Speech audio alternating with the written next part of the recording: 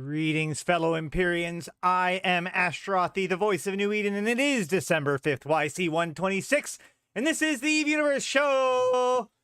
Welcome, welcome, welcome, guys. How's it going? Talk about podcast. Yeah, exactly. We are in the middle of a white storm right now to check out the winter event. It's not new because it's the same as it has been the last couple of years. But we're going to show it off and talk about it a little bit.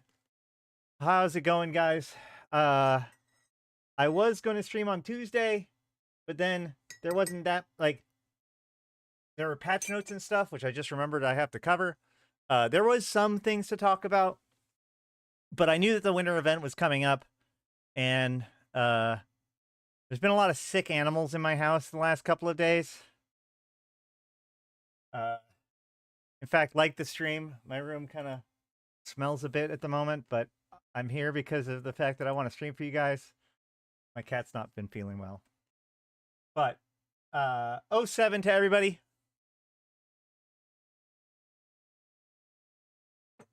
How are you guys all doing?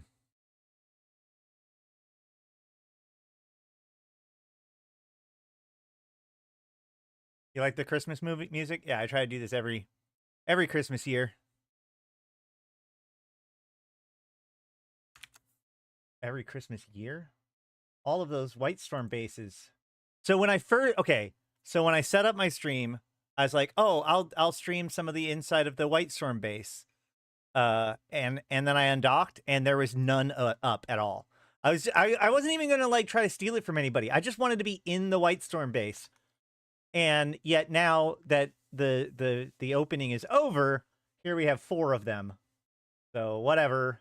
Let's just pick one and go into it.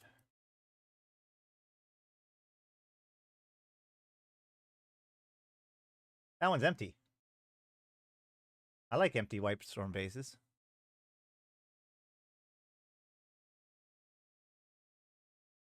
Thank you, and welcome to Bertil Ackerson, our member.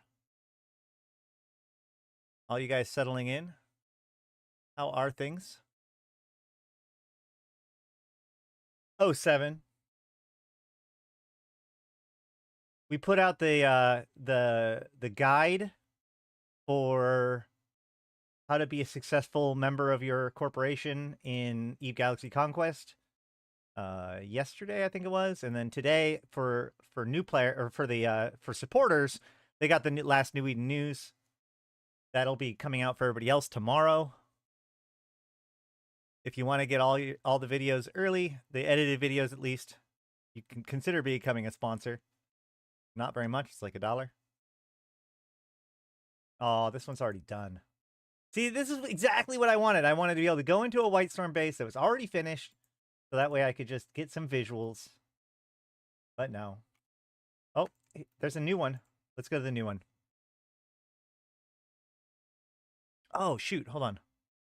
Let's change it to this one? Yeah. Let's pull up Peld.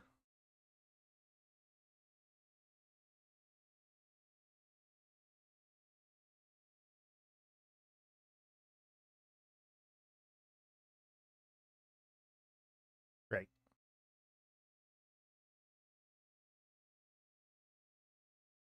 Right now I'm out here in my absolution, mostly because I'm a war target, so, you know, don't want my paladin to get got.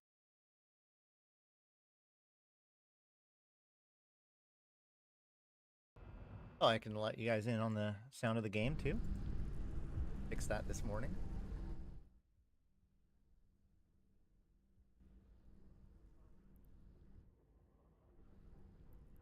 I do like to see a lot of cruisers.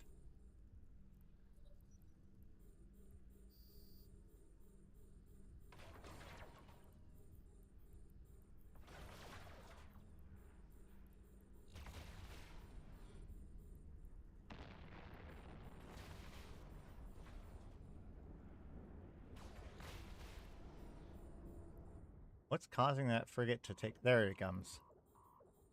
Let's say, what's causing that frigate to take so long? I definitely want to swap over to the frigate, because if you can get the frigates while they're a ways away... Hey, Dutch! How's it going?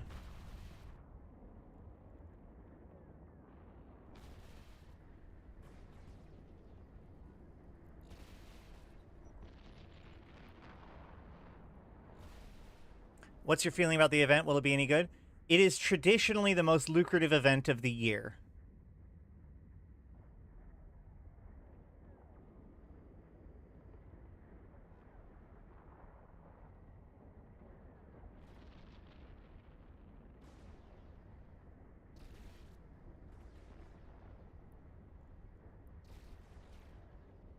The other cool thing is that, like, there is mining event, there's mining stuff to do, there's combat stuff to do, and there's hacking stuff to do. So kind of whatever you want to do, there is play style for that. And there's filaments that let you teleport to the sites. Hell, it technically right now is a really good time to try to get stuff out of nullsec too, because there's high sec filaments. I mean, chances are you'll end up in an island, but at least you're in high sec. I bet you Dutch is gonna take this this battleship from me, which is, you know, fair enough. Oh, there's a whole nother site. I'm in the heart of one of the storms at the moment. When this site is over, we'll take a step back and we'll do a proper introduction to the winter event.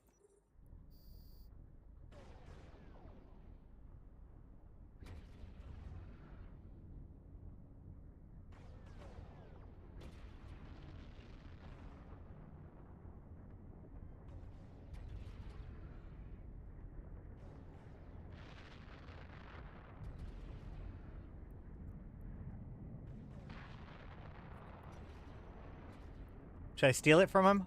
There he goes. What do you get? What do you get? I'm at least going to check to see what he got.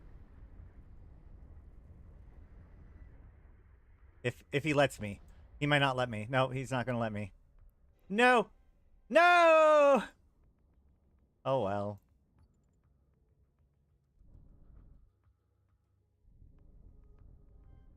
Oh, is he going to let me look? Aw. Nothing good. I bet you there's other good stuff in there. Oh yeah, nothing personal at all. Alright.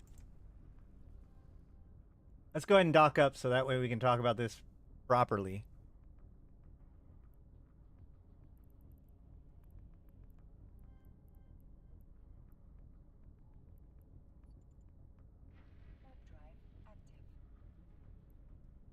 And I will pull up.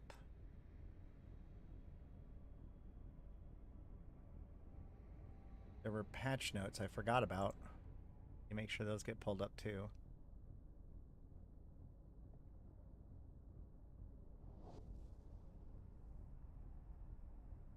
Did we do the Revenant updates reshaping New Eden last time? Let's see. When did this come out? The 3rd? That would have been Tuesday. No. No, we didn't.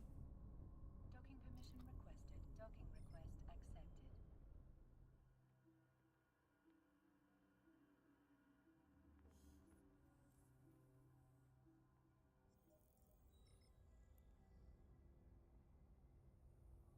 Wreck only had tier 8 and 10 OP. That was it?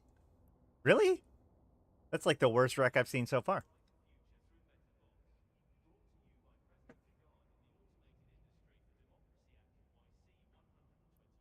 All right.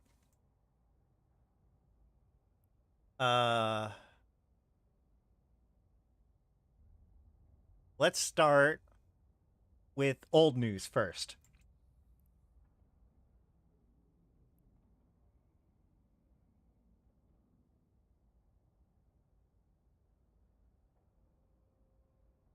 Revenant updates reshaping New Eden. So this is just, honestly, we're going to kind of breeze through this because a lot of it is just going over sort of things that we already knew, or at least, you know, I feel like this dev blog is designed to try to sell people on the idea that Revenant was a decent expansion by combining everything, or like keeping people up to date on what's going on. The Revenant expansion continues to evolve with new enhancements and updates, many of which were shaped by your feedback, designed to empower pilots and corporations alike, automate your ship replacement program with Ship Insurance Corporation project type, enjoy the freedom to complete air daily goals with Evermarks, engage in mercenary tactical operations, plus a multitude of additional changes arriving now and in the near future. Fearless Flight. Building on and adding to the Ship Loss Corporation project type introduced in the Equinox expansion, the new Ship Insurance project type brings automated ship replacement programs to Corporation. Based on feedback from Corp leaders, this offers more ways to compensate your members with a streamlined system that guarantees seamless payouts based on loss value. Now your fleets can charge fearlessly into battle, knowing that their investments are covered and that they are guaranteed a chance to fight another day, whatever the peril. Freedom to progress. For pilots seeking greater freedom, Evermarks can now be used to complete air daily goals. Boy, howdy, has this caused some drama. We'll get to that. Focused on the activities that you enjoy the most while still progressing and achieving your ambitions. Use your Evermark strategically and turn your stockpile into meaningful opportunities.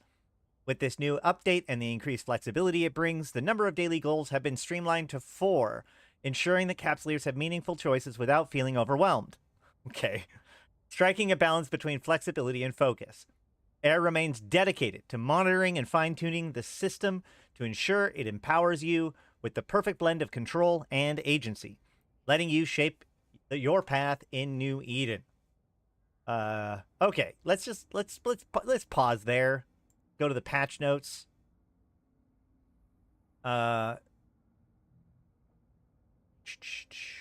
Hold on. This is the Winter Nexus patch notes. Let's pass that. Here we go. We are continuing to refine the Air Daily Goals system, and with this update, players now have the option to complete Air Daily Goals with Evermarks. This added flexibility means earning the daily bonus SP and progressing through the monthly reward track faster and easier, perfect for players with limited playtime. Key updates. Streamlined daily goals. The total number of goals per day have been reduced from 8 to 4, with 1 goal from each career path. Unique goals every day. No duplicate goals are distributed on a given day, making sure that each of the 4 goals offered each day is different. And career pool adjustments. The manufacturer and item goal has been removed from the Explorer career pool. The Scan 5 signature goal has been removed from the Industrialist career pool. Now, that likely just means that it's, like, I assume that manufacturing an item would still be in the Industrialist career pool, and Scan 5 signatures would still be in the Explorer career pool. It's just that they had them in the wrong ones as well. Probably. That's my understanding of what this means. Okay, let's talk about this. This is, like, it's frightening to see them try to sell some of this, especially the 8 to 4, as being, like, something that's good for players. The ship cinematics are amazing. We'll get to those in a second. But let's look at what they're talking about. If we go into our opportunities window, we can see that now we only have 4 daily goals. We have earn 50 LP for any corporation, scan 5 signatures, manufacture an item, and damage of the capsuleer. So, like I said, manufacture an item still exists, but it's just an industrial one. Scan 5 signatures still exists. It's just an exploration one. Okay? Now, okay. Let's go way back. Let's go way back. Way back. Way back. In fact, hold on. Let me actually look how far back I need to go. EVE Online Skills for Kills.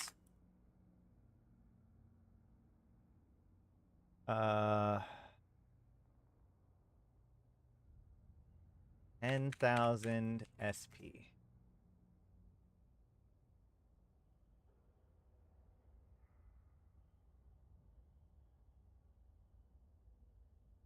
$2019?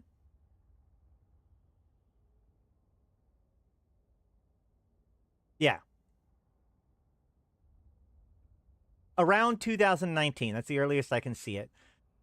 CCP began experimenting with the idea of 10 or of trying to reward doing stuff in space. Okay. Now, before we jump into this, because understanding players' feedback throughout the process of this is probably going to be confusing But so EVE Online is predominantly a sandbox game, right? Which means basically where a theme park game has like activities that are built for players to do, and then you go and do them. That like the idea is like theme parks have rides. You go on the rides and you earn the prizes, right? That's like raids or dungeons or quest lines or anything like that, right? That's a theme park MMO style. A sandbox is more about players being able to interact and impact and change the universe and impact each other, right? So EVE Online is predominantly a sandbox game. We've talked about this a lot about like it is technically a mixture of the two, but the player base in particular likes to focus on the sandbox aspects of the game. And historically, you know, say 6 years ago, the belief was is that EVE should be basically almost exclusively a sandbox game. Okay. Also, did the Fulcrum always have drones scanning your ship when docked? I don't think so. I like to say that EVE Online is a playground, right?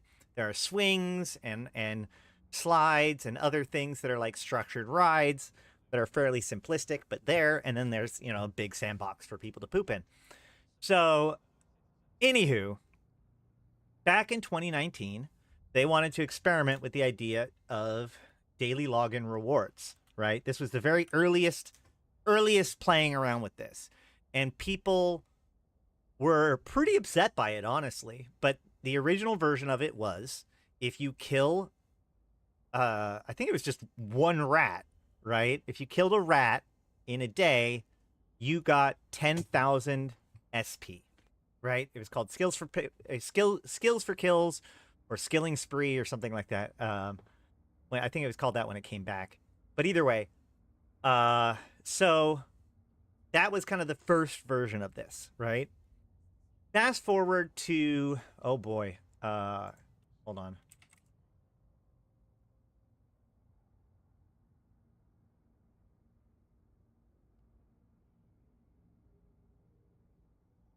Fast forward to 2 years ago when they introduced the new login reward system.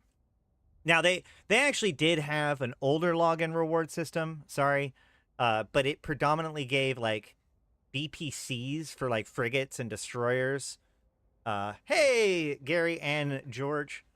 But, like, a lot of that stuff was not very popular. There were skins, but they only lasted for, like, a week or something.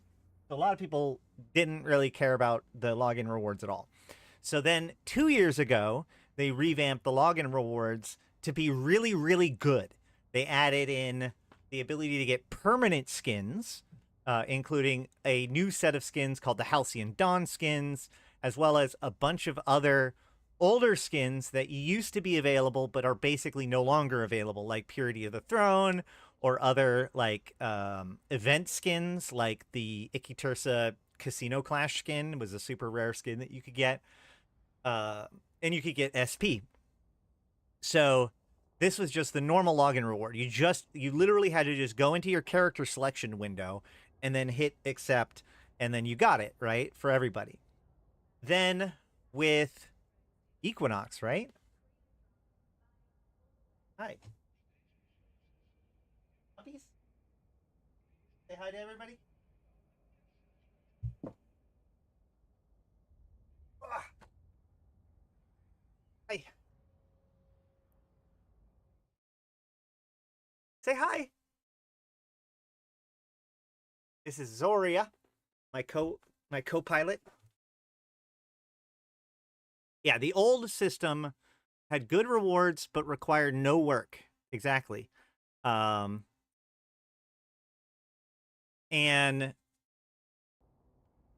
so you basically just logged in every day and you got your prizes. So then with Equinox, they changed that and they got rid of the login reward portion of it, and they introduced the new agency or the new opportunities monthly reward track. Okay. Now, when they did this, this was a huge nerf, right?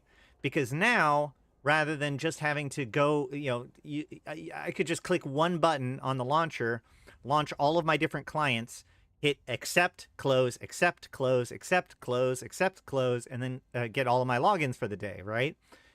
Well, with the new system, you had to actually do stuff to progress the track, but in theory, you got more for it, right? You got more SP in the long run. You got you got Evermarks. You got stuff for Skinner. All the stuff that we see now. Actually, the rewards have not changed. So you've got, you know, the first reward is Evermarks. The second reward is Skinner stuff. The third reward is Plex and ISK, and the fourth reward is a bunch of skill points. And then on the daily, when you complete a task, you earn Evermarks, and something else, I think. Yeah, you get 500 Evermarks and 500,000 ISK per task that you complete, and you have to complete 2 tasks per day in order to get this stuff. Now, this made a lot of people mad for a lot of different reasons. First of all, going from not having to do anything to having to do stuff kind of sucks, and they tried to sell it as like a perk when really they took away the login rewards. But secondly, the big problem was that with only 4 tasks, it was really easy for somebody that was, say, in rogue drone lands in nullsec, or maybe in some wormhole or something like that, might not be able to do any of the 4 tasks, depending on what they were. You could just be SOL for the day. Now, in theory, you only need to do it like 12 days a month. So in theory, it's okay that any given day doesn't have enough for you to actually complete it for all people. But in practice, it just made everything feel even worse. And so to fix that problem, CCP doubled the number of goals. And so now there is 8 goals, which also meant that there was a pretty decent chance that you would get 2 of the same goal, right? And so this caused there to be like this pattern where now people would just log in, check to see if there was the manufacture 1 item. And if there was 2 tasks that was manufacture 1 item, then you just manufactured 1 ammo or whatever, and Bob's your uncle, boom, you've got your reward for the month. And if you do that every single day, chances are at least 12 days out of the month would give you a manufacture 1 thing twice, allowing you to just complete the whole thing, right? On top of that, you can do more than 2 tasks. You can do all 8 tasks. So in the end, you didn't just get 1,000,000 ISK and 1,000 Evermarks. You would get 4,000,000 ISK and 4,000 Evermarks, right? If you do all 8 tasks. So fast forward to what we have now, where they said that they were going to introduce the ability to complete tasks with Evermarks to add flexibility back in, right?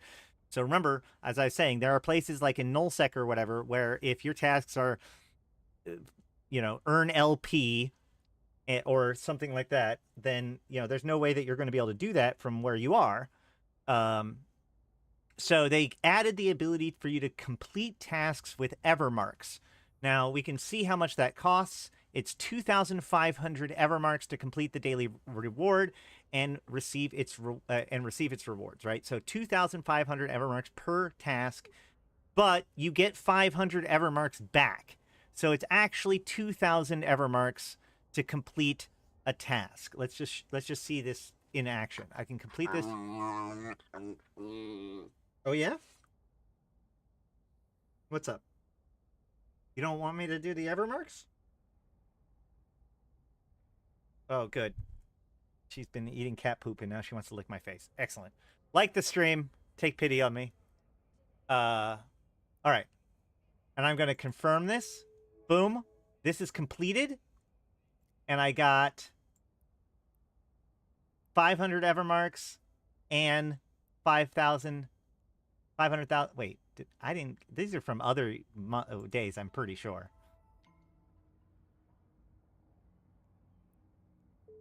And now I can come back. I've only got one of the tasks completed. So I'm going to go to the damage other capsuleer task. And I'm also going to complete this one. Oh, this one's 4,500 Evermarks.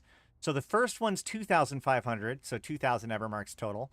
And this one's 4,000 Evermarks total for the second, to complete your second task with just Evermarks. So it's a grand total of 6,000 Evermarks to finish a day's reward. Now, luckily, I've got plenty, so let's go ahead and try this out.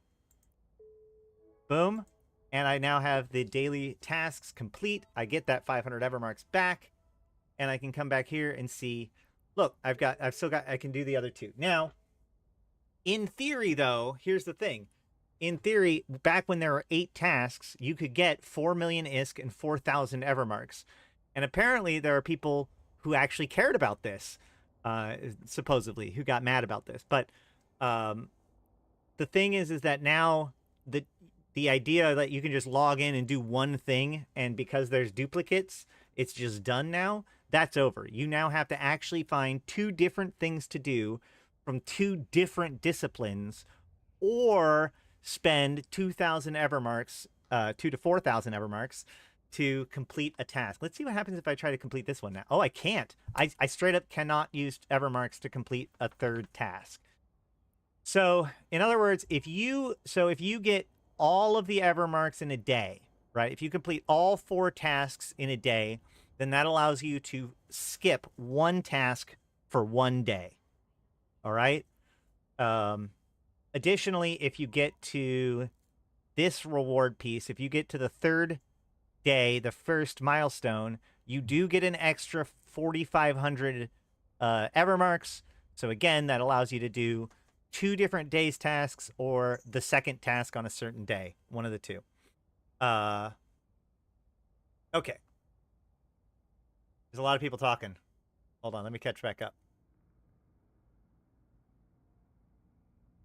Should be having stuff to do for people.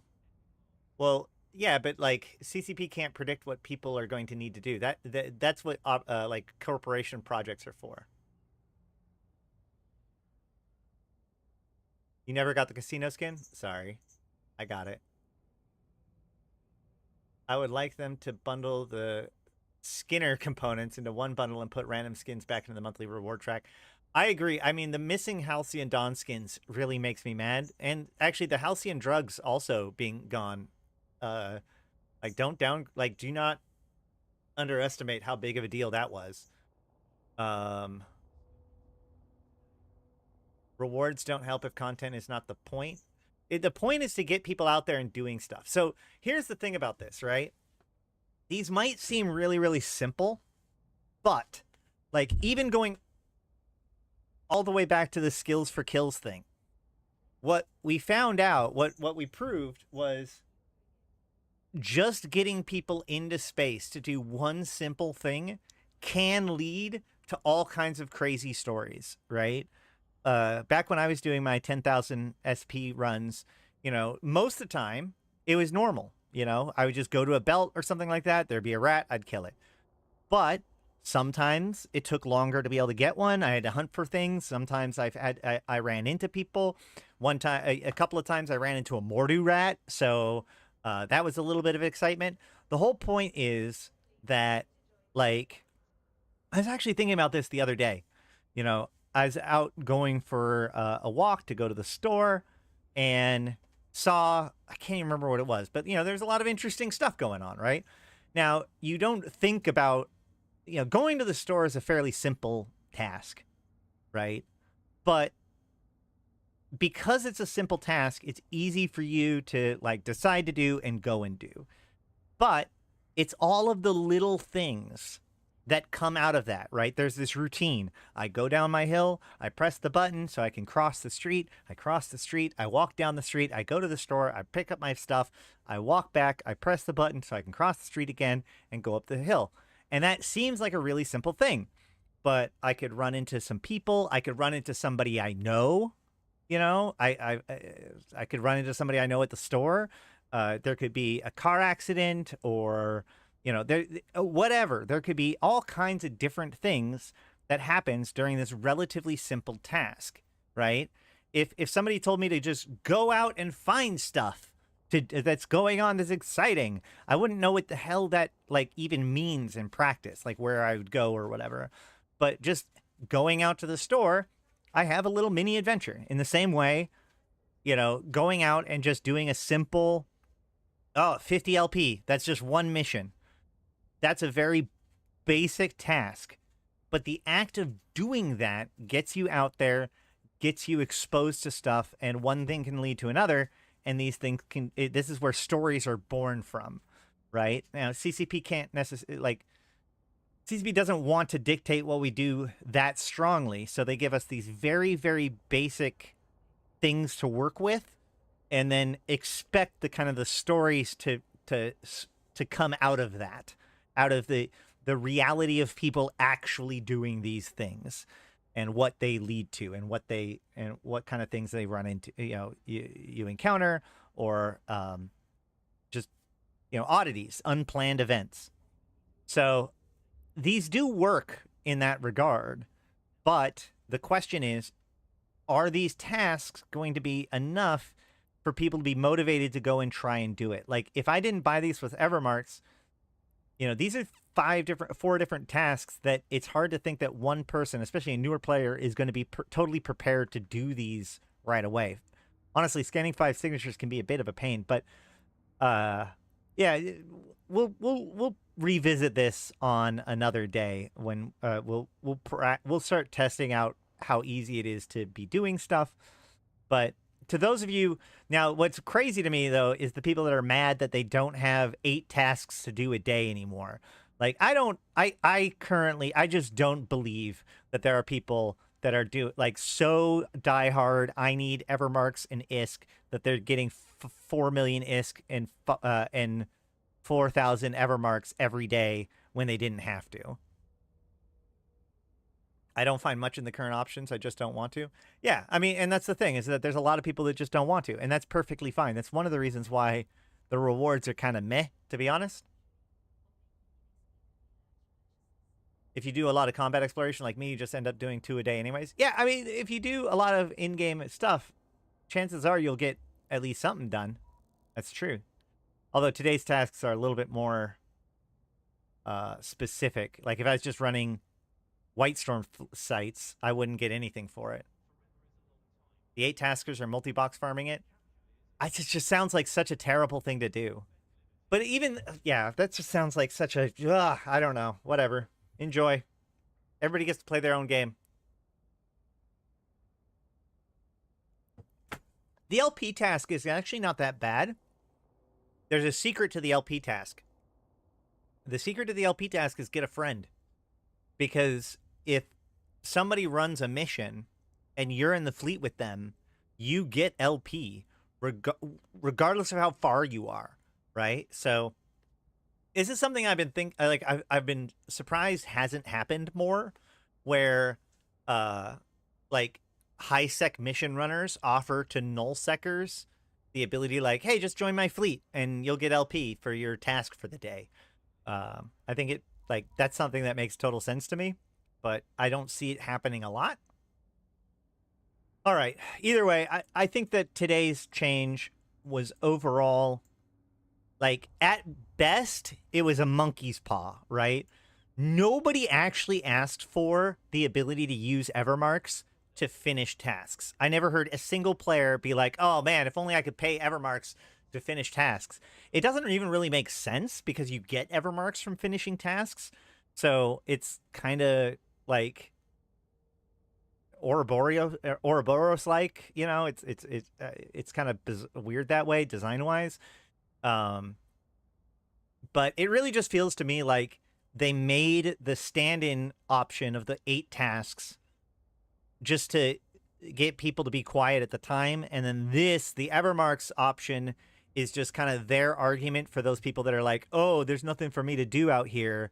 I can't complete these tasks. It's like, well, then if you just complete the tasks every day when you can, you'll have enough Evermarks to complete the tasks when you can't, and whatever.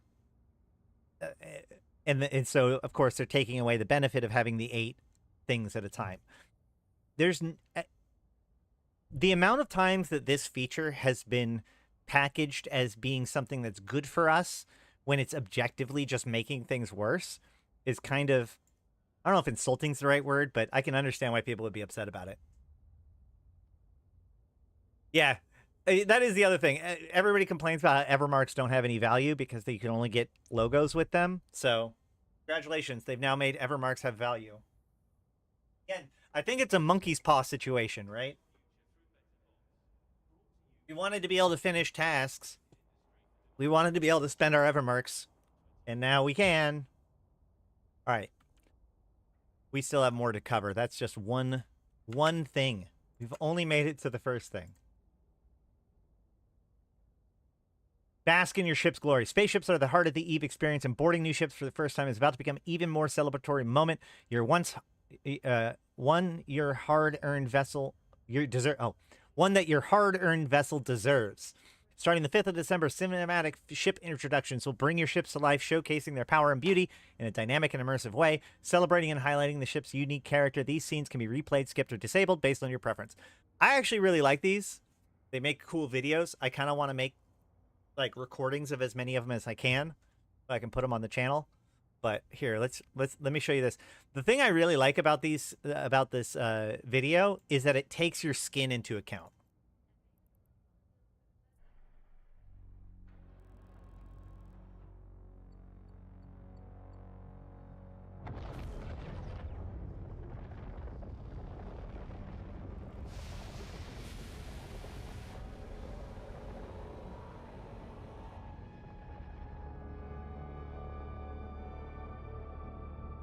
It is a good way to show off skins. That's true.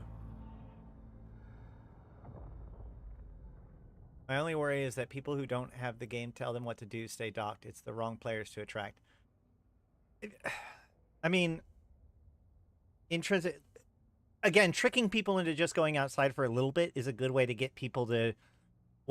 What we've learned is like just getting somebody to undock and do something means that they're more likely to continue to do stuff. It's to trick them to log in and do stuff. But my concern is more that they are going to push it till it's a bridge too far, and then it doesn't work for people anymore, and they don't actually undock to get the stuff because it doesn't feel like it's worth it. That's my concern. Let me see if I can fix my video feed real quick. I'm kind of faded.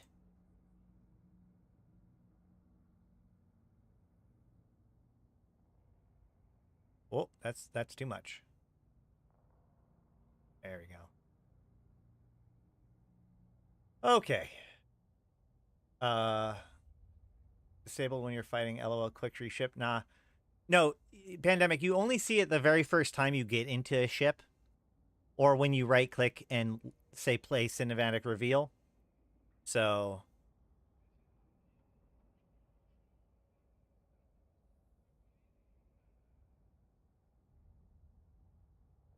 yeah.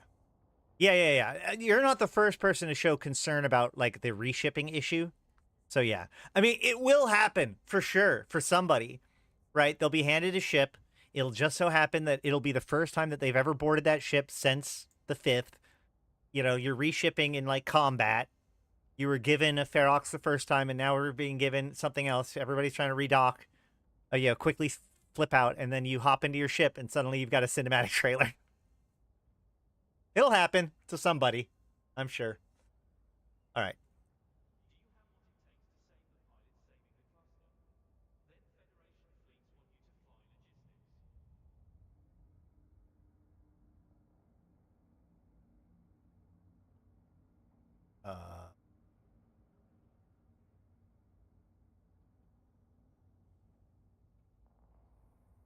Hold on.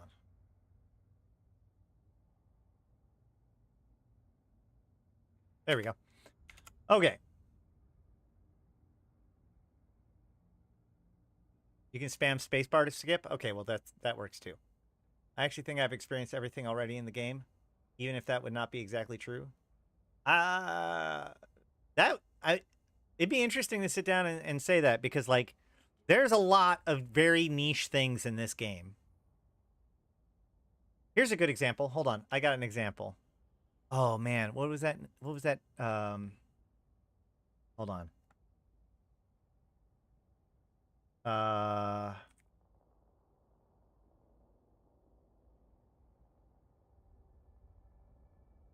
There was, yeah. Here's a good example. There is the Ishika Tactical Response HQ. In this one region, the Monolaz constellation, sorry, not one constellation, the Monolaz constellation, the Genesis region, this special site appears that is filled with Concord and Amar troops. And you can get an Apocalypse Navy issue BPC and hardwiring implants for killing them, but you lose a crap ton of standings, and it's super dangerous. So there's a lot of really niche things in this game. All right, let's keep going. Your feedback has driven both immediate improvements and laid the groundwork for future evolution across New Eden. Sovereignty anomaly warp endpoints for NPCs have already been adjusted, enabling quicker and more responsive strategic engagements. In addition, a number of wormhole activities have been enhanced, more of those in the patch notes. Since the launch of Revenant, Nullsec has been a hive of activity with over 100 mercenary dens destroyed daily. Now, mercenary tactical operations have begun to spawn in systems with mercenary dens, creating new opportunities for capsuleers to drive development and reduce anarchy by completing objectives, boosting or hindering the production of infomorph decryption keys. As covered in last week's update, capsuleers can secure valuable rewards while stabilizing planetary workforce and mitigating disruptions. Also detailed in last week's news, various improvements and little things inspired by your feedback has been introduced across New Eden. Ship balance changes have refined and boosted several vessels. Miners have given the ability to compress resources directly from the right-click menu, while exhumers and barges enjoy better lock target capabilities and faster excavation drones. Multiple updates to observation flashpoint sites and Pochvin have been made recently, including enhanced drone aggression and reliable red loot amounts. And these ongoing changes remain priorities, as well as continued ship balancing efforts. Furthermore, adjustments have been made to factional warfare and insurgency systems driven by your feedback, aiming to keep those conflicts dynamic and engaging. We talked about a lot of that stuff last week. The saga continues. Revenant is off to an explosive start, but there's still more to come. Vanguard forces have descended once more for a ground break, influencing live insurgencies in New Eden and engaging in new challenges and activities. We covered that already on previous episodes. Now is the perfect time to prosper with the Deathless, and Cyber Monday brings the biggest discounts on starter packs yet. We looked at those on a previous episode. In addition, the Winter Nexus kicks off 5th of December, which is today, bringing thrilling opportunities and seasonal rewards throughout the entire month. Your voices have contributed to these adjustments, capsuleers, helping to shape the present and future of the cluster. The Revenant expansion represents an opportunity to rise stronger, to command chaos, and to carve your legacy among the stars. So looking at those patch notes, we can see it is no longer possible to retire from direct enlistment while in space in a ship. You must now either be in a capsule if in space, or docked up in an NPC station or a structure. It is a good change. When they introduced direct enlistment, the ability to drop out of direct enlistment whenever you want was always kind of a weird one for me. Because the problem is that somebody could just be in a plex, or they could be anywhere they want to be. You could jump into a system, see that there's a bunch of war targets there, like on the gate, and then just drop militia real quick. And poof, you're now no longer as eligible of a target. That was always kind of not great. So now they've made it so that the only way that you can leave, you can already only join the militia when you're docked up, but now you have to either dock up or be in a pod, which somebody pointed out to me that you could literally just warp to a safe, jump out of your ship, and then do it. But A, that would take 30 seconds, in which 15 seconds of those, your ship is vulnerable to being stolen because you can't lock it with your pod.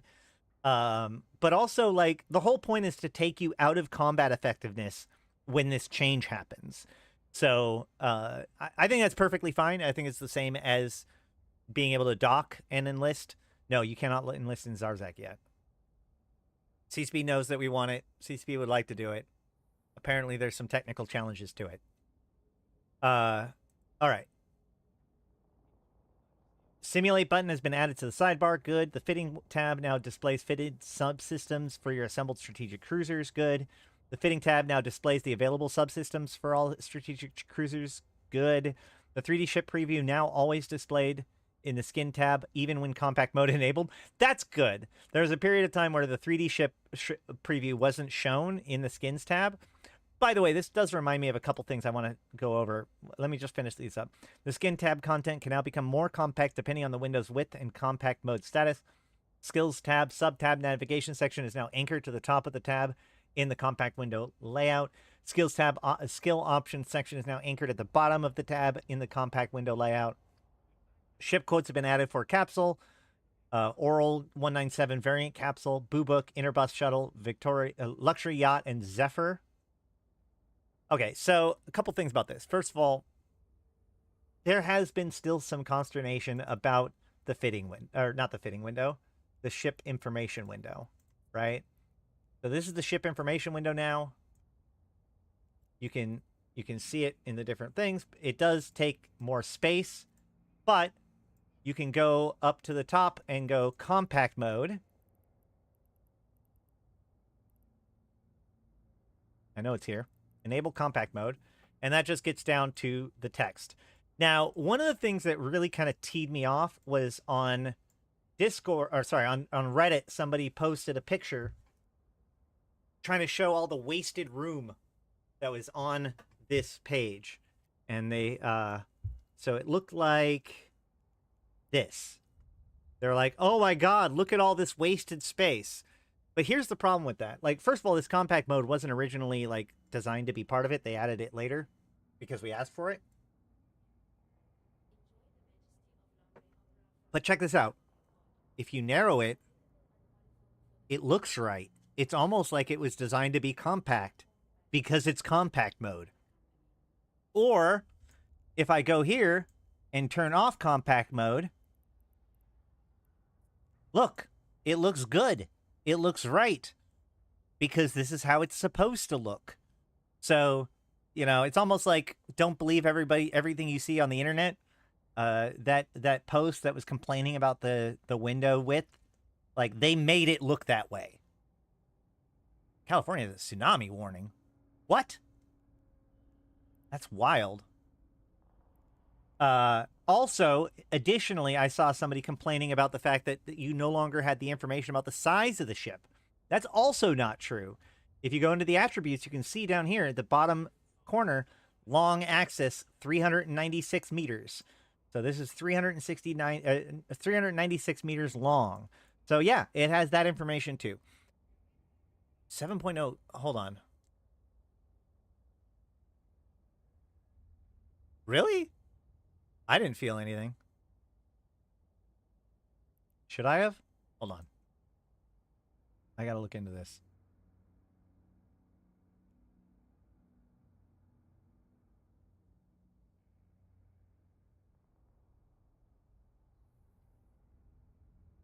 Magnitude 7.0 earthquake strikes Humboldt County. Oof.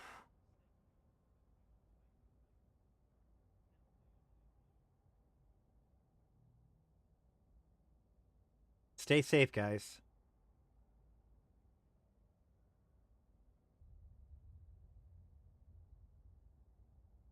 It is off the coast. Yeah, that's true. But I mean, like, you would think that a 7.0 would radiate a while. I would, you know, I didn't, maybe I did feel it and it was just a little tiny tremor or something.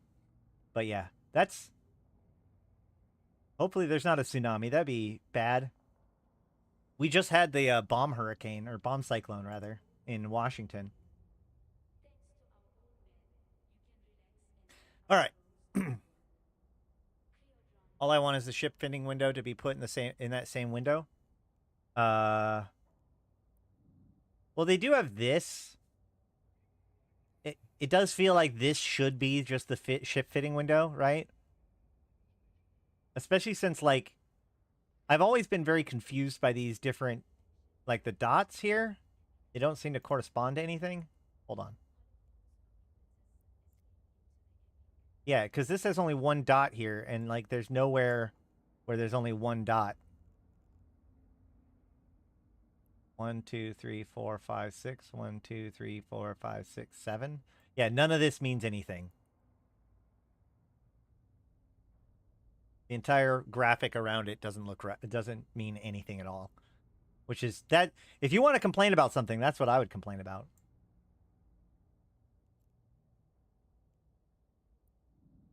Also, if I go to the compact mode now, I can see compact mode this, but skins still not compact. Oh, I actually really like how they put it up there now. That's cool.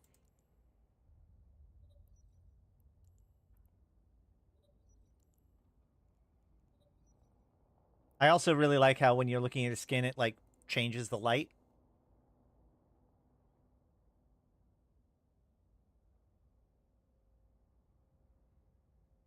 All right.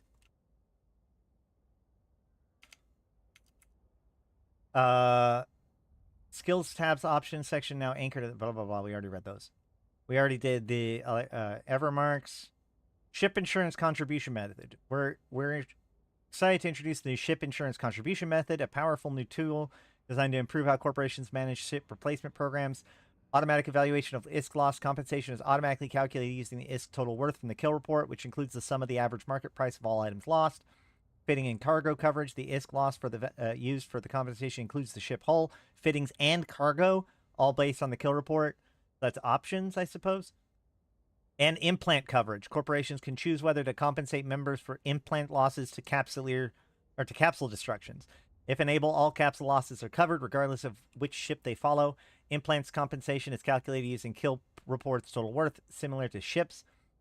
One project for all ship types. Manage coverage of multiple ship types and ship groups within a single project, reducing complexity and improving efficiency. That's nice. Compensation for PvP or PvE losses. Decide whether to cover the losses from only PvP engagements or include the PvE activities as well. Wonder how well that works. Filtering by attacker. Cover losses caused by specific characters, corporations, alliances, factions, or even by anyone. Filtering by location. Cover losses that happen in specific solar systems, constellations, regions, or provide coverage for losses across all locations. Coverage percentage. Set the coverage rate but from 10% to 200% of the kill report value, allowing for partial compensation or even overcompensation to incentivize participation. Limit the coverage per member. Define the maximum ISK limit that each individual corporation member can receive from the project, ensuring fair distribution of resources. And limit the coverage per loss. Set a limit to the maximum ISK amount reimbursement for a single loss, helping to manage the corporation's SRP budget. That also makes sure that nobody like scams the system, or at least it's harder.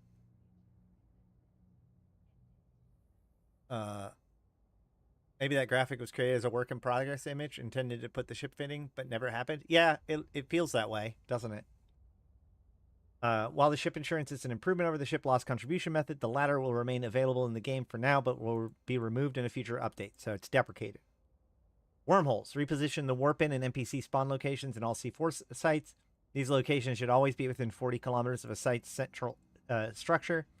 And sleepless defender NPCs will now only spawn when the ship is near the deserted Talakan cruiser container in C4 data and relic sites. I'm not 100% sure what that means yet. I'll have to play around with it. I know that, like, when you're doing data and relic sites in wormhole space, usually only the Talakan cruiser or, the Talakan wreck is worth anything. And often, like, I would warp in at range and, like, drag the sleepers off the point and then warp in to the Talakan wreck and then hack it really quick and then get out. MTOs will show the correct time that they activate for players in time zones that are ahead of the EVE server. This is the Mercenary Den tactical operations. For example, a MTO mission that will spawn at 12, but a person in Tokyo, Japan, and their PC is set up for the time zone of UTC +9. From their perspective, they will see the mission would spawn at 03, 9 hours earlier from when it should spawn, and then it'll look like it just disappeared from the UI at 0300 until when it actually spawns at 1200. So they're just saying this was the bug. So they're saying that it's no longer broken. Relic's going to go up in price? Maybe. It says only C4 data and relic sites, so I'm not sure. I don't fully understand that change. They just canceled the warning.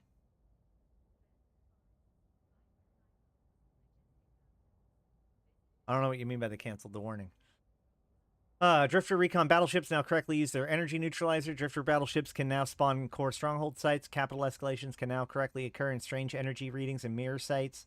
Rogue walls can no longer cause capital escalations to occur. Corporation projects fixed format error for the Japanese language related to Daily Girls duration section. The duration icon is now visible for the list view of the error opportunities page. Only corporations where clients can earn loyalty points can be added for earn loyalty points contribution method. Oh. You can't tell people to earn loyalty points for a corporation that doesn't allow them to earn loyalty points.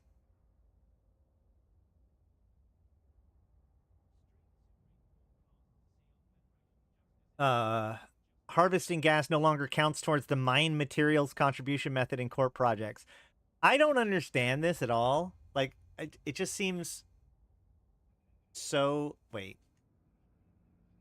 Oh, the tsunami... They canceled the tsunami warning? So mine minerals contribution, it already is kind of ridiculous for gas to be part of the mine minerals contribution because of the quantity that you get, like so much less, I think. So I don't know if this was truly necessary, but I guess whatever. Duplicates of Shatter Paradigm skins are removed from the game. Wait.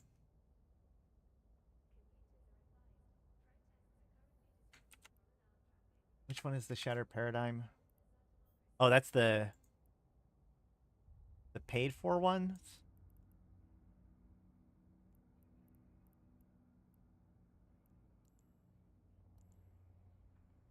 Oh, the IGC ones. Was there duplicate ones? I think there was.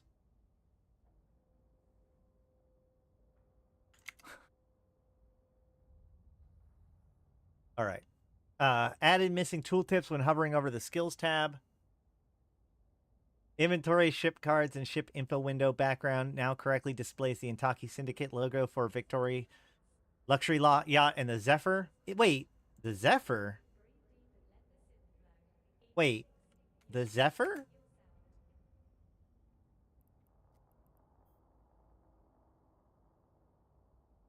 Intaki logo.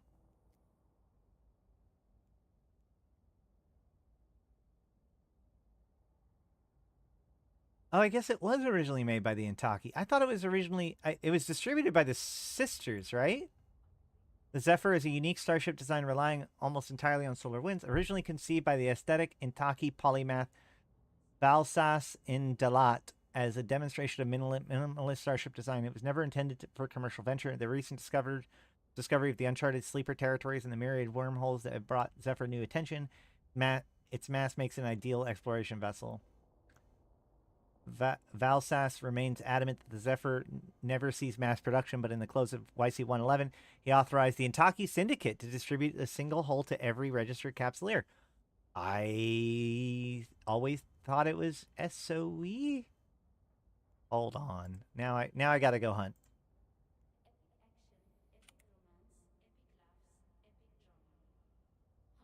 No, I thought for sure it was sisters because I thought I thought the Zephyr was the ship that the sisters got caught putting all of their like spy telemetry in.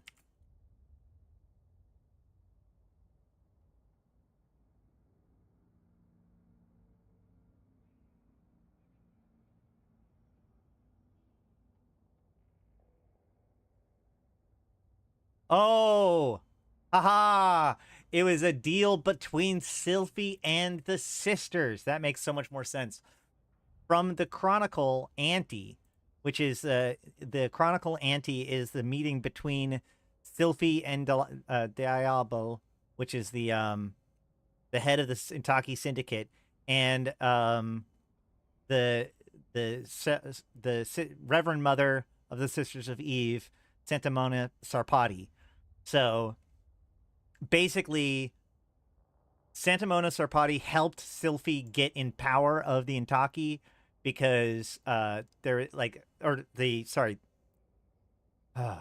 we've talked about Sylphie before in other videos, but just the quick of it is Sylphie's father was in charge of the station, Poidot Station, and when he passed away, I think it was, there's like a fight for control, and she ended up organizing a secret like blockade, but then also organized to have the Sisters of Eve bring humanitarian aid in to help people, which is how she became so popular and ended up becoming Sylphie of the People and the head of the Intaki Syndicate and leader of the Poidot Station. So this is happening after that. It's a meeting between Sylphie and Santa Mona, but in it they say, Sylphie leaned back in her chair and crossed her arms, taking the time to choose her next words carefully. Tell him that the Federation hasn't controlled trade in this system for decades, and that if he wants that blood money from men's to keep appearing in his bank account, he'll learn to respect the local culture. I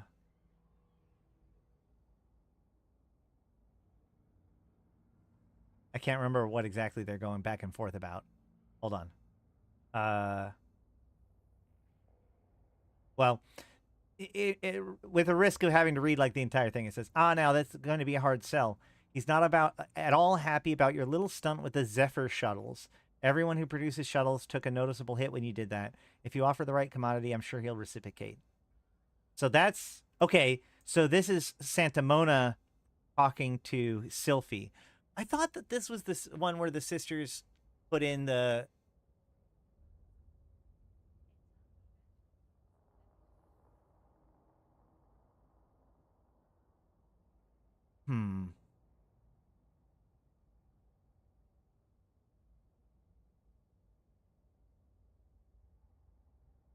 Yeah, I don't know. Either way, I guess it was Intaki Syndicate. That's the short of it.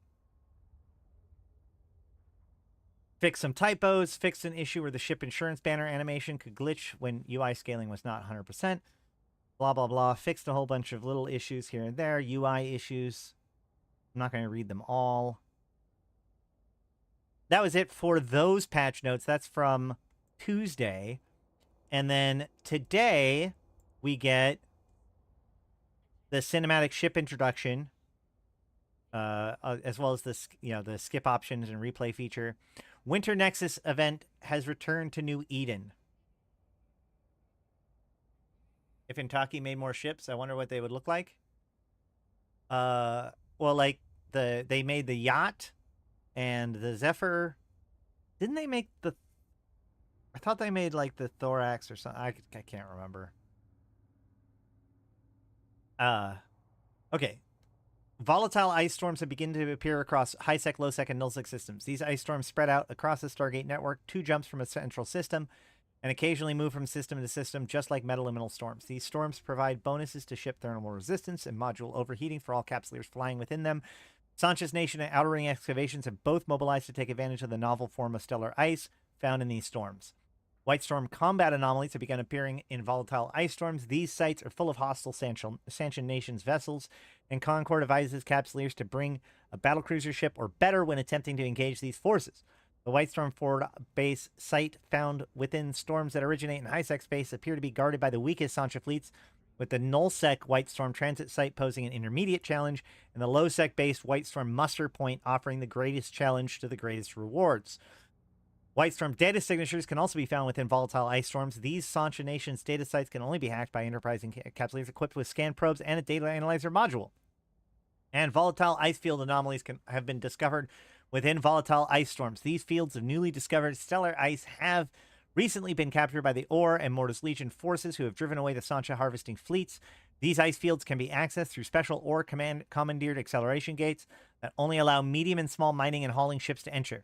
Expedition frigates, mining barges, exhumers, industrial ships, blockade runners, deep space transports, and the Porpoise. The volatile ice found within these fields cannot be reprocessed by standard facilities. However, Outer Ring Excavations has set up mobile ice collection operations within each of these fields and is willing to trade with capsuleers who contribute to their mining operations. Capsuleers can trade 7 units of volatile ice with the ore representative in the ice fields to receive a package of valuable salvage and other items that ore forces collected from the wrecks of Sancha ships. Rumors suggest that other valuable Sancha salvage have frozen directly into some of the ice chunks and can occasionally be picked up along with any ice by normal mining activities. Yes, as you're mining the ice in these fields, you can randomly just pick up a box in your cargo hold, and those are, I think, some of the more valuable ones.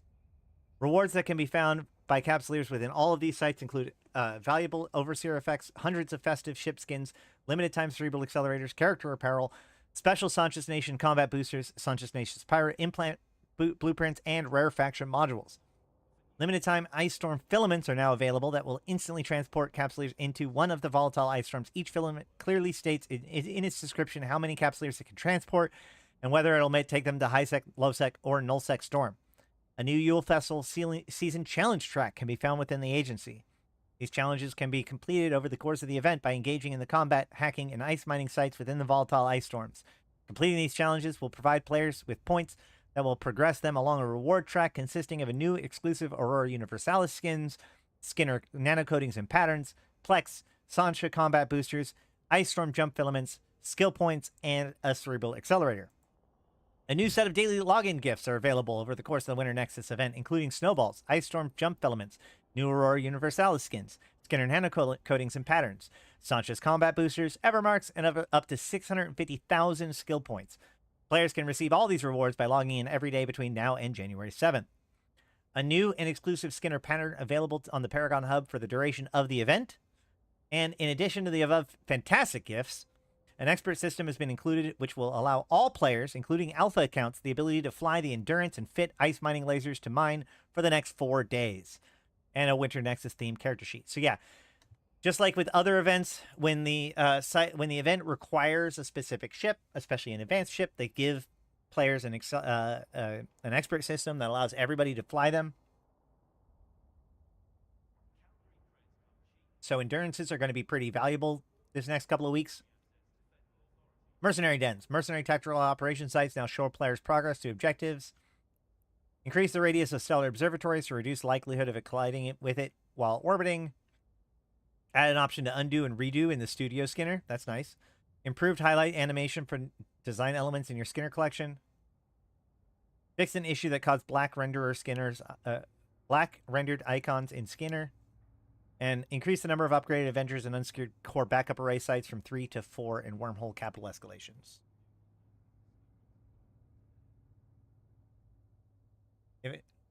If they made a ship that got a bonus in ESS rating, that'd be funny. Okay. And then Winter Nexus is here. Does this have any new information? Industrious pilots can earn up to 100 plex by completing seasonal challenge along with a host of other prizes waiting for you. Winter Nexus. Oh, there's also this Winter Nexus deal, right? Which, man, I gotta tell you, just in case you think that I'm always just shilling for CCP, I gotta say, at first take, this pack is not saving big. Maybe it's because I just looked at the Black Friday deal. Hold on.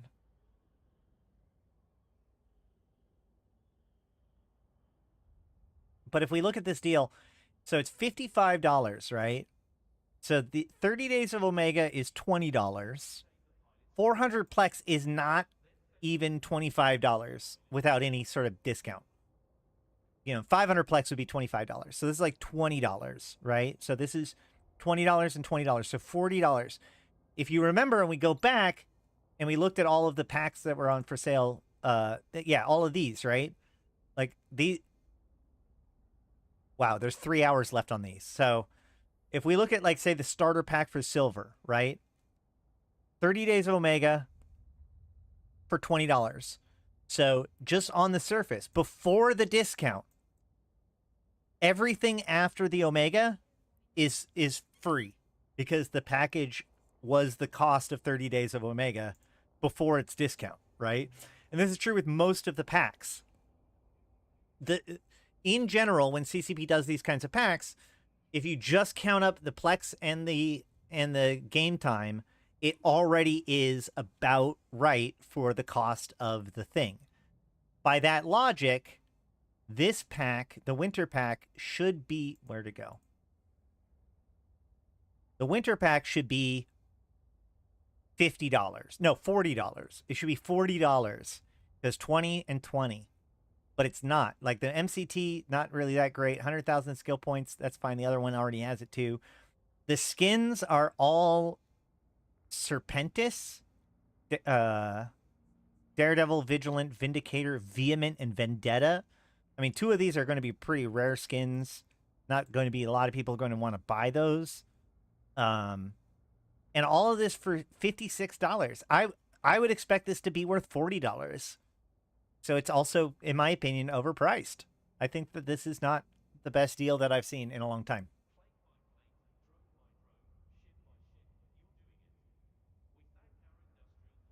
And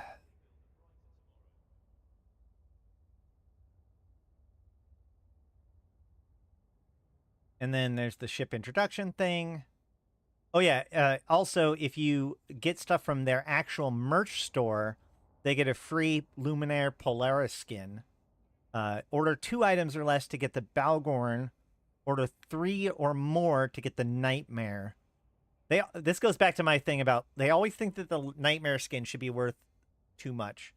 MCTs, I mean, technically speaking, an MCT is like another month of game time, arguably. So yeah, you could say that it should be. We could be fair and say, okay, well, with the MCT, that's about right because MCT should be about $20 too. So that would put it at about 60.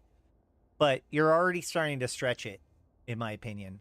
Especially since like a lot of these other packs have other value above and beyond the price. Yeah. At the very least, it's not a great deal. I think we can agree with that.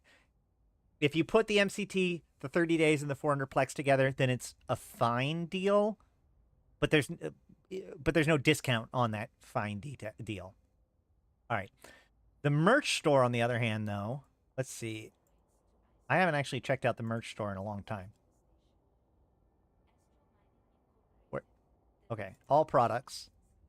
So you can get hats. You can get Rick's Javix stickers.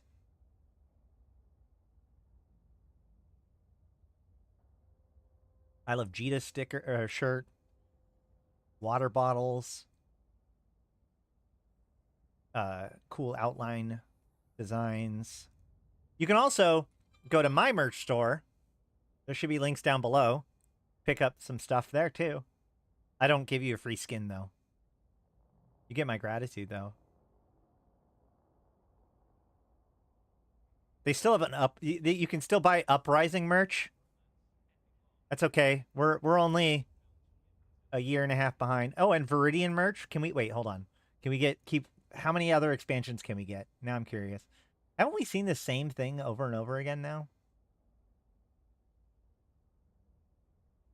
There's the Havoc expansion.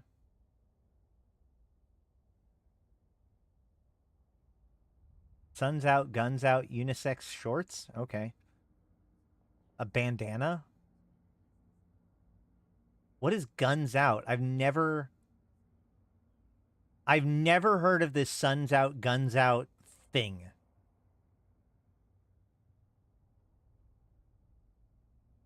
It's so weird. Yeah, there's no no, there's the Revenant ones. There we go, Revenant. But there's no well, there's only the Havoc, one Havoc thing. Okay, I'm done messing around with that. But if you get 2 of these items, you get there's the Deathless shirts too. Okay. If you get 2 items here, you get the Balgorn, 3, you get the Nightmare. And there's also Twitch drops. So don't forget that Twitch drops are happening right now. Right now, I think it's just boosters. Suns out, guns out, is something Cali Surfer Bros say while flexing biceps. I'm just saying, like, I've never heard of that in like an Eve context. Like, I've never seen that picture before. I don't know where it came from. It's not a meme I'm aware of. Okay.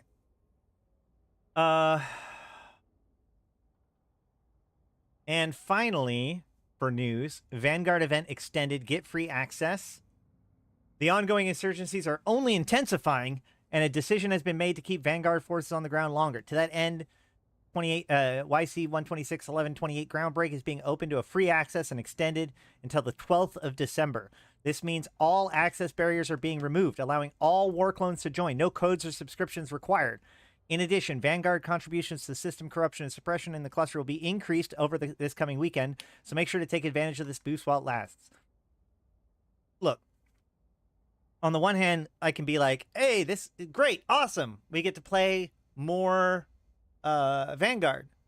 But I'm honestly kind of concerned about this just by my time in Vanguard.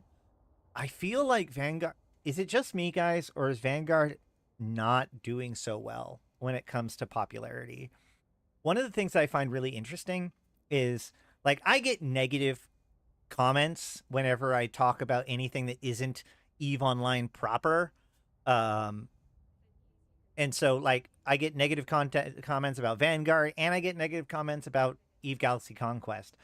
But I really feel like I get a lot less negative, or a lot more negative comments about Vanguard, especially just like full dismissive, pissed off at it comments. And I get a lot more positive comments about EVE Galaxy Conquest. I've actually gotten a rather surprising amount of support and positive feedback about EVE Galaxy Conquest. I've gotten none of that about EVE Vanguard, right? Usually there's a couple people that are like, ew, EVE Galaxy Conquest is a waste of time. I can't believe they're doing this free-to-play mobile game. And but I also hear people being like, oh, thank you so much for making this guide. Please make more, blah, blah, blah. I don't get that second one with Vanguard. All I get is people calling it shit. Occasionally I get some people defending it, but nobody's like, oh, I'm so glad you're covering this. Now, granted, it might be because I'm not like teaching anybody about Vanguard in the same way I'm teaching things about EVE Galaxy Conquest. But I feel like EVE Vanguard isn't doing that great right now. And like when I do drops, I thought it was just because of the fact that I was in an AU server, but I've been talking to a lot of people, and getting enough people to do the 9v9 drops has apparently been pretty difficult, even on the more active servers. So, like, I want to be happy that they've extended the beta, or the test, rather. It's not even a beta. The test.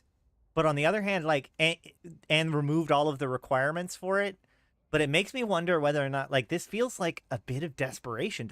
Wow, this episode is super negative, I just realized. I'm being very critical of CCP today. Don't come after me. CCP isn't a first-person shooter company. I mean, like, they've been a first-person shooter company for over a decade.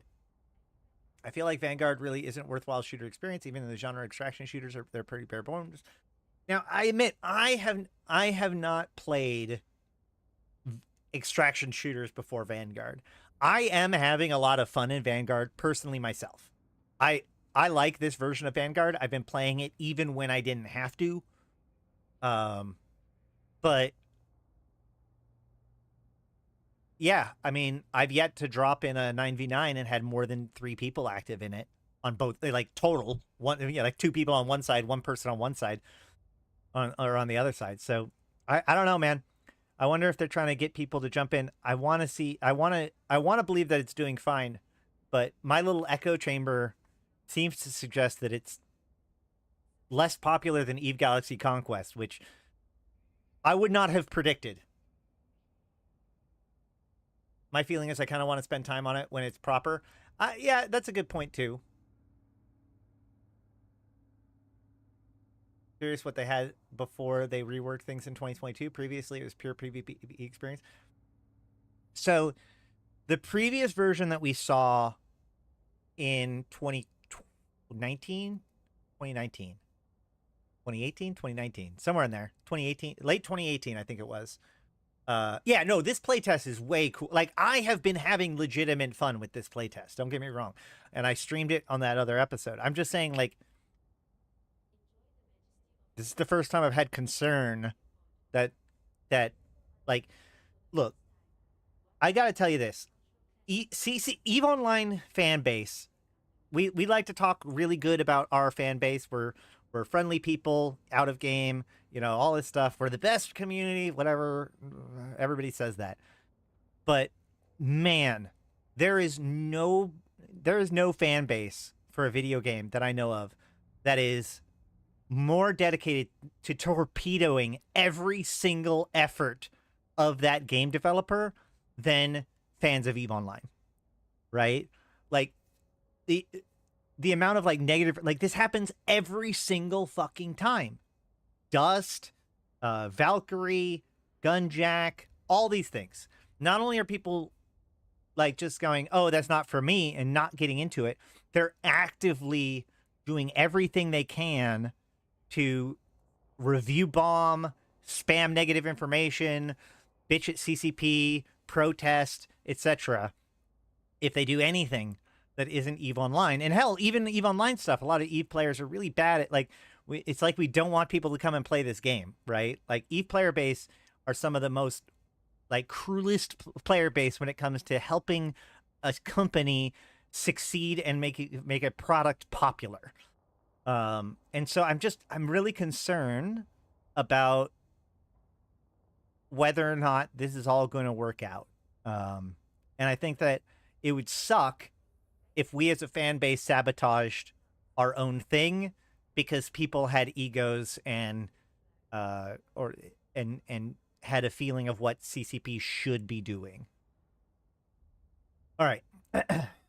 Besides the glory associated with valor on the battlefield, participating in current operations come with additional rewards in EVE Online and EVE Vanguard. Omega clones who go boots on the ground will receive a crate containing 1 of 16 Arcabine Arisen skins, 4 of which have not been released before. To be eligible, you need to deploy in EVE Vanguard for more than 10 minutes. This is actually nice because they clarified. It used to be that it sounded like it was 9v9. But the thing is, some players are pissed off by the unfinished game and are not what they're used to, the usual polished FPS at launch. I'd be happy if that was the case, and if that's all it is, then great. I'm just concerned that the amount of people that are lashing out at it because it's an FPS or because it's not EVE Online, not just because it's not finished. Yeah. So this clarifies. It used to be like I thought it was 10 minutes in the 9v9. This just says only 10 minutes anywhere in Vanguard. And then additionally, as war clones who spend more than 1 hour on the ground during the event will receive this skin for their gun. Alpha players who earn their reward before 12 UTC on 5th of December will also receive their crate on the 13th of December. The blockchain thing. There's nothing. Yeah, the blockchain thing. I've said this before. The thing that's important to know about the blockchain thing game is that it isn't like CCP had a pile of money that they built up for R&D and they now they're trying to make a new product that they can now sell on, like Diablo, the Diablo mobile game or something like that, right? What really happened was there was a bunch of crypto nerds running around with $50 million looking for somebody to invest in because in their world, like, the more crypto gets recognized as being a valuable, viable technology, the better off they are because these are like high-end crypto dudes, right? And so CCP Hilmar convinced those crypto dudes that he was their man, that he could make the game that made crypto make sense. And so they invested in CCP. CCP hired new people. They started a whole new project. Now, they have been able to do a lot of things that they've always wanted to do in EVE because they have a new engine and new, they're able to start from scratch. But it isn't like this effort is being taken away from EVE Online. Rather, they managed to basically win a bid for something that was already like that money was already banging around in the VC space.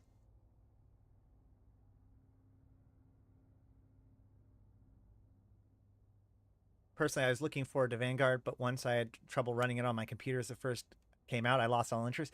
That is also true. Like, Vanguard's system requirements are really, really high. Now, granted, it's really high because it's a game that's designed to release in 2 years. Oh yeah, I heard about the Hawktua girl crypto scam. Man, oh man. I have little to no pity for anybody who got caught by that. Guys, if a celebrity tries to sell you crypto, don't. Ha!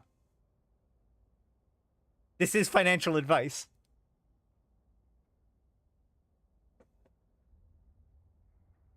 Yeah.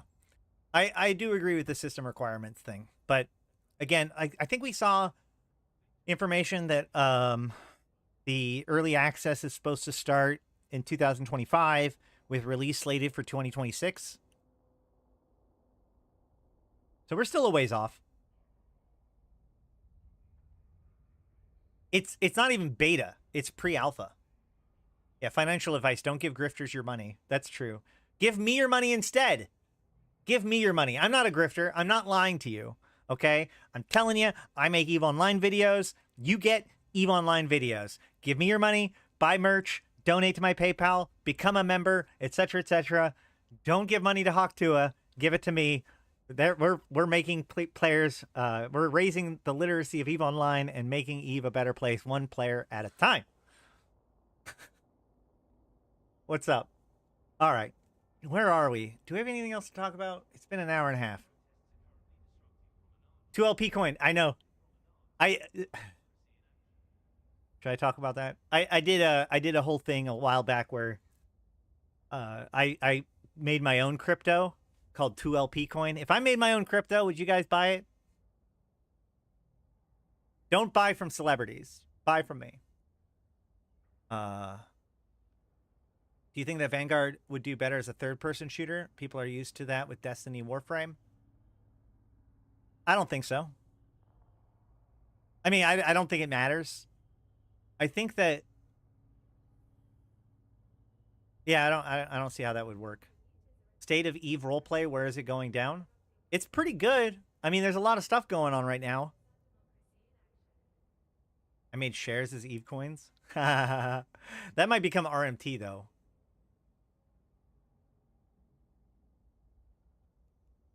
Okay. Are we done with everything I wanted to talk about? I think so.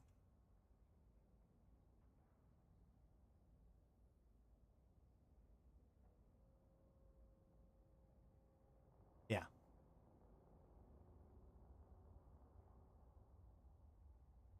No, it worked? Well, I mean, if it's all in-game, then it's fine.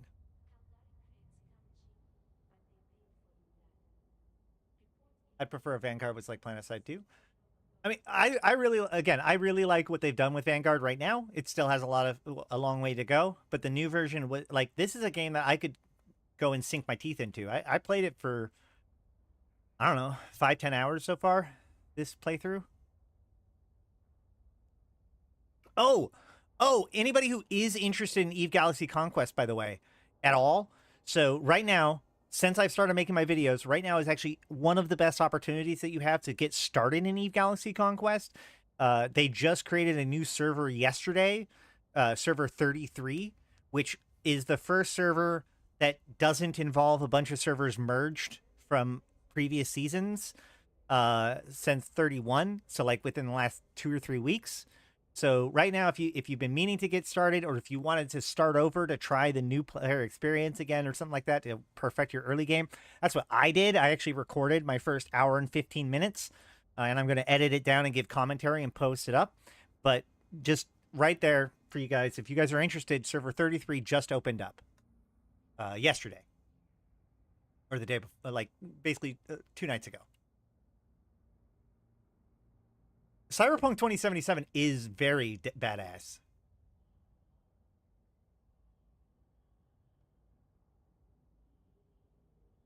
Tree designed Skinner. Oh yeah, we made a skin today for the endurance. What do you guys think? I refuse to get into another Eve game until you get your dating sim. You want what God Divinity Social? This is our little Christmas present.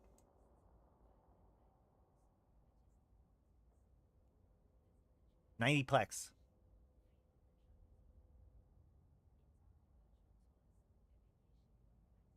All right. There's a lot of people in local now. The chances of me being able to finish a site without somebody stepping on it is very low now. Is voting for the corpse skin still open? Yes.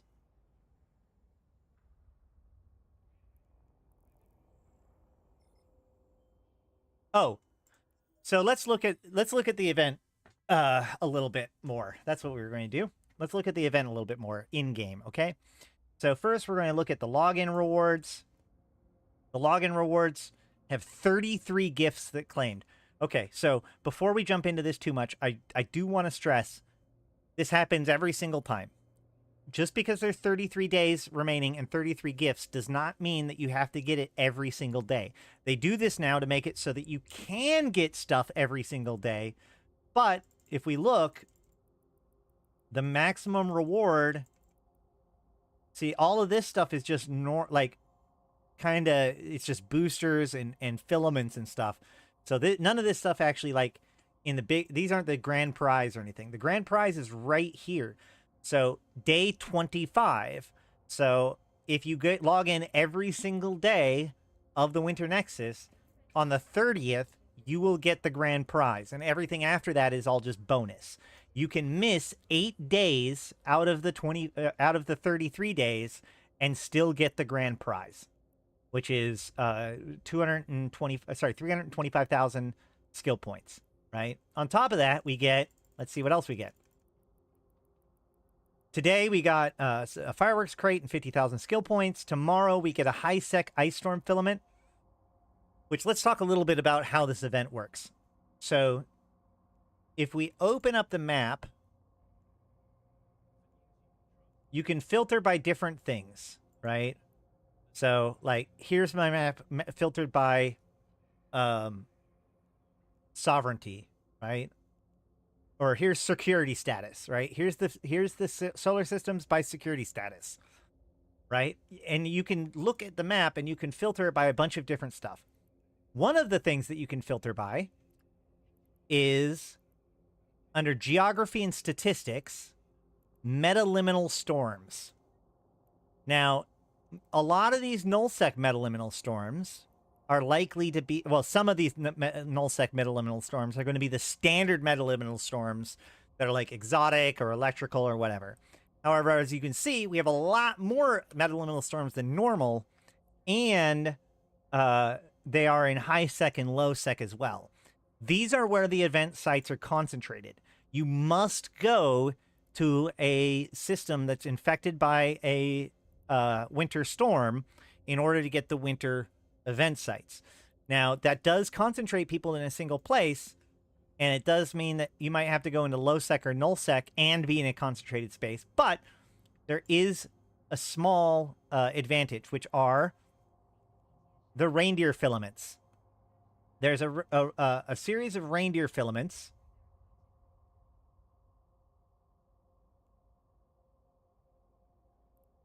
for high sec, low sec, and null sec, and you can see it has a number. So this is Blitzen 5 low sec, Comet 5 null sec, Cupid 10 null sec, Dancer 5 high sec, Donner 1 low sec, Dasher 1 high sec, Prancer 10 high sec, Rudolph 10 low sec, and Vixen 1 null sec. So you get all these different filaments, and you basically use the filament that you need in order to get to the area of space that you want, right? So you can go use this to get to a high sec site or a null sec site or a low sec site, which, again, as I mentioned at the beginning of this or earlier in the stream, is really strong because it means that you can actually use a filament to get to high sec it is the only time of the year that you can do that. However, caveat to that, here is Solitude. Here's the Ice Storm in Solitude. And then over here,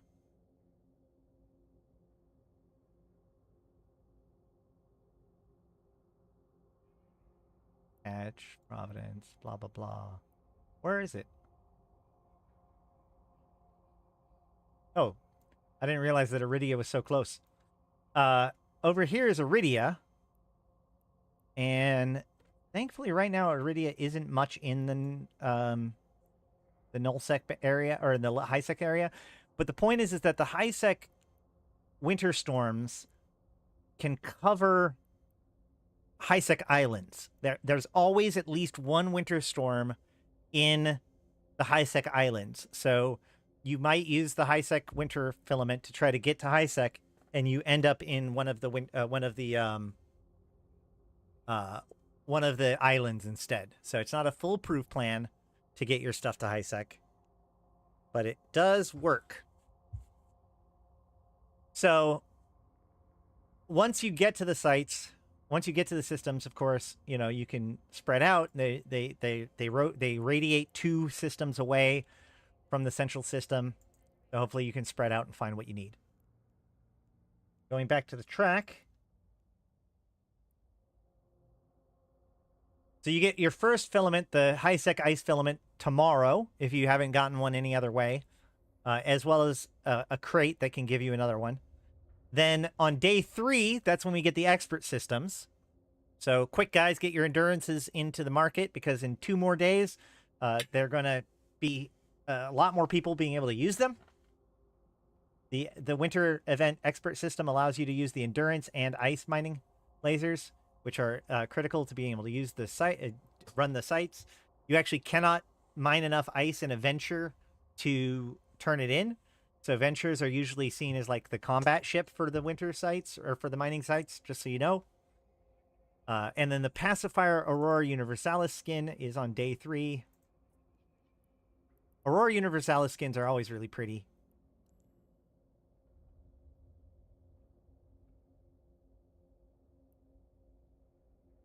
Got a nullsec 10 filament mining, so they should use some of this weekend to get some good rewards. The low-sec ones are the best ones, though.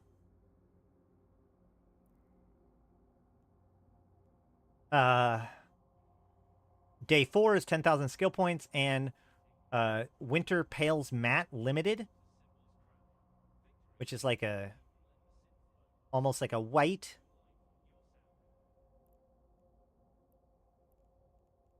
Or Skinner.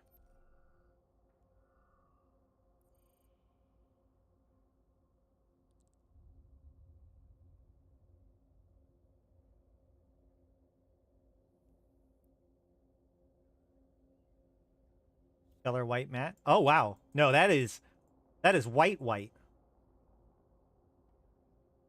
Is it matte? That's matte, right? Yeah. Wow, that is very white.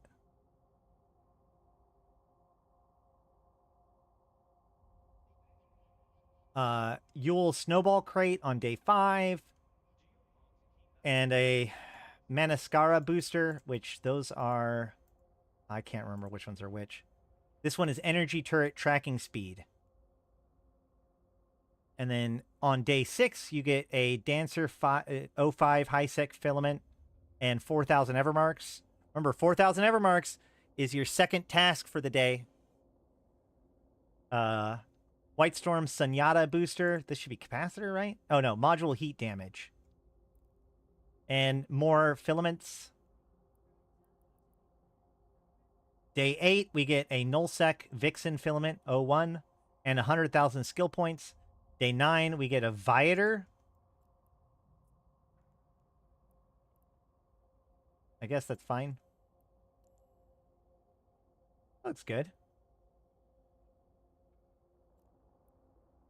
Viator is the Tech 2 Cloaky transport ship.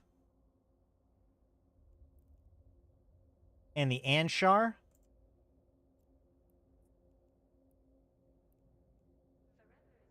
Oops.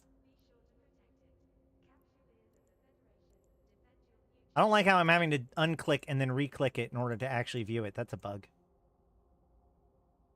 Anshar is the jump freighter. Day 10, 15,000 skill points, and the Vibrant Truth Satin.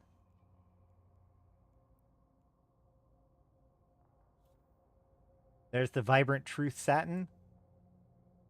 Extremely blue. We already looked at the Manascara. Sentata booster is Afterburner Speed Boost. Then on day 12, we get a -1 low sec ice filament and 7,500 Evermarks. That's an entire day's worth of tasks, I'm pretty sure. White Storm Rapture booster. This one is the capacitor recharge time. There it is. And the Ice Storm filament crate. Day 14 is a 5-man nullsec filament and thick blue frost gloss.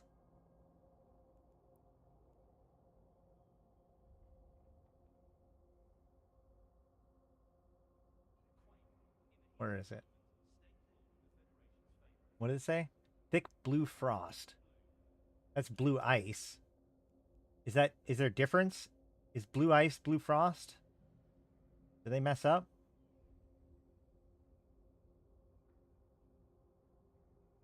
Thick blue. Wait, hold on. Thick blue frost. There we go. Oh yeah, that's a very like sky baby blue. I just want a good chromatic red and a midnight silver. Hold on.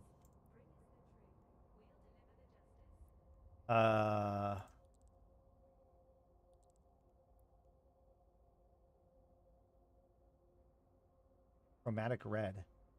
Like, is Entropic Alloy not good enough for you? I love this one. That's cool metallic red, but there's also like Festive Iron Metallic. So that's probably for the winter event too. Somewhere in there. Ask yourself, did I like the stream already? Yeah, like the stream, guys. Let's see. Day 15. Another Sonata booster and the Marshall Aurora Universalis skin.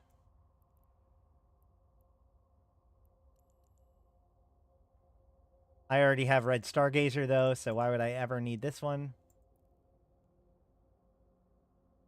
Blitzen, it's day 16, Blitzen 5 low sec, and another 125,000 skill points. Day 17, 25,000 skill points, and a Manascara booster. Those reds have an oil sheet in them. Chromatic is like a piano finish. Well,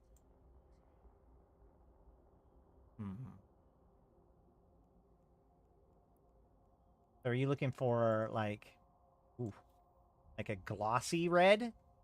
Because that's not really metallic to me. I thought when I think of metallic, I think of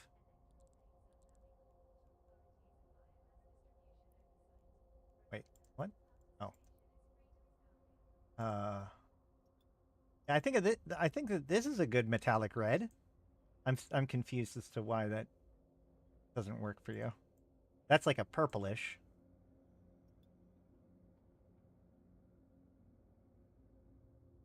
Chromatic is like metallic but has glass to it.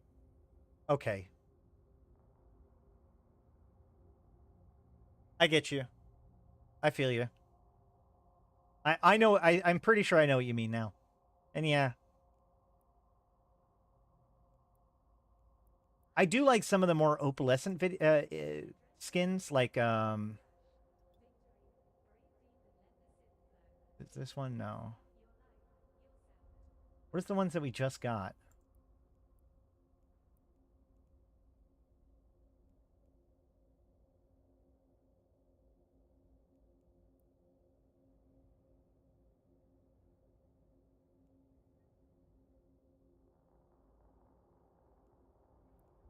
Thought like this one. I love this one. Is this gonna wait? Hold on. Is it gonna do it? It can't. It's hard to see in this one, but like there's this cool red tint to it.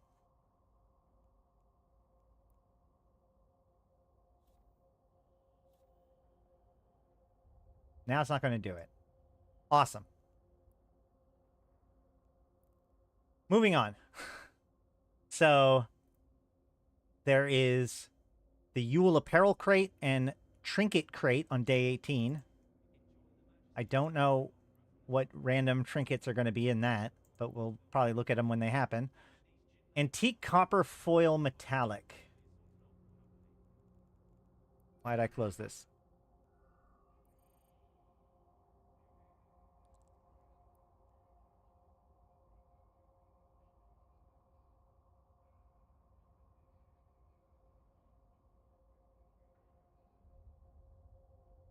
Antique copper foil. That is very shiny. Steel. Ice Storm Filaments crate and ice more filaments on day 20. And then 15,000 Evermarks on day 21. Arc Aurora Universalis skin.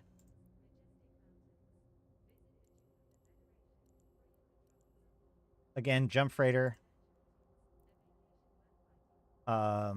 Wavering Aurora Universalis skin. This is the super carrier.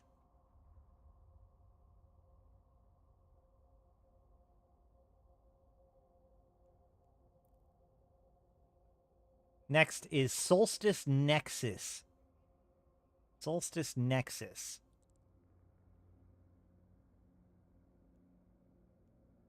What does it look like? Okay.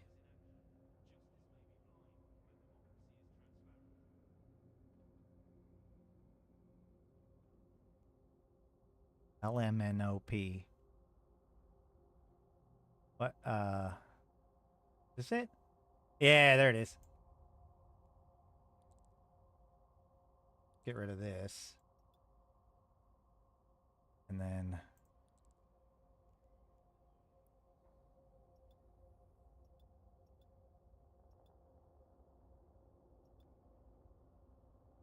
and you can rotate it. Got cool little lines and stuff. And I can mirror it, right?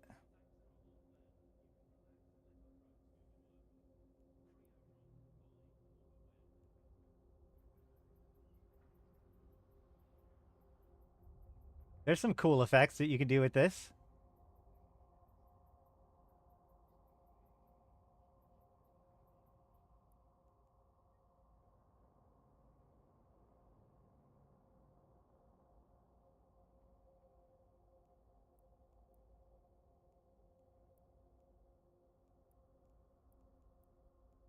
And then I can move it forward or backwards. Whoa, that's crazy how that doesn't... Wait, that doesn't influence the beginning, front of it. That's weird. Oh, that does, though. That's kind of cool. I like that.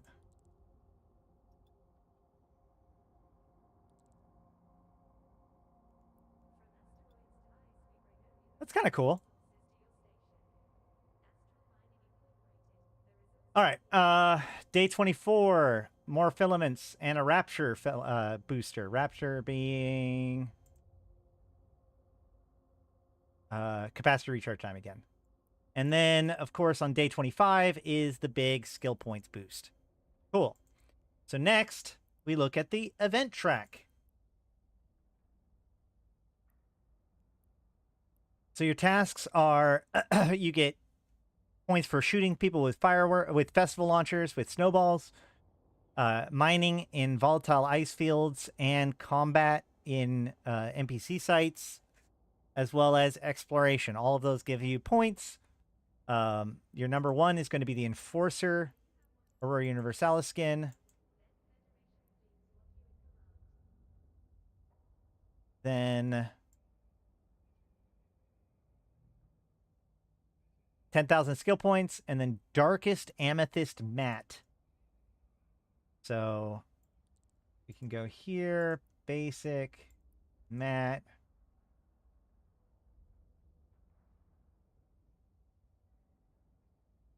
Downbreaker black. Dark. Is it Abyss? Not Amethyst? I'm dumb. No, it is amethyst. It's definitely amethyst. Darkest amethyst. There you go. So it's this dark blue color. Almost like a lapis lazuli more than an amethyst, in my opinion.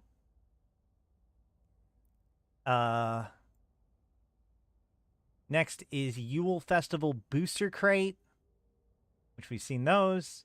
Mastodon Aurora Universalis skin. Mastodon is the jump freighter, right? No, wait. That's not right. That's not right at all. It's the cloaky one, right? No, it's the not cloaky one.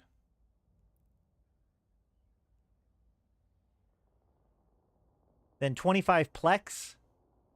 Then True Crystallis Gloss.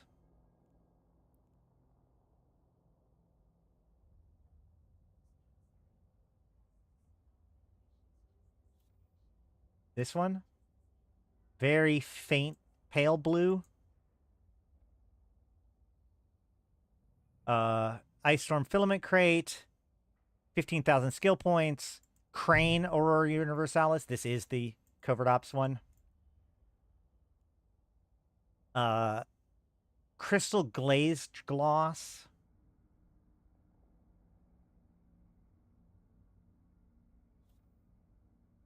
Very faint purple, almost like an Eastery color, in my opinion. Yoiul Festival Brain Freeze Crate. Wait, what? Oh, Cerebral Accelerator. Nomad Aurora Universalis. This is the Jump Freighter. Here's the Jump Freighter.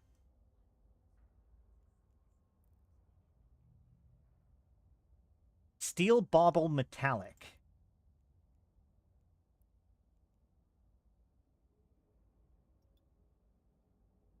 That looks pretty good. This is like, you know what this color looks like to me? Is this not Edencom blue? That looks like Edencom blue to me. Metallic Edencom blue. Hold on.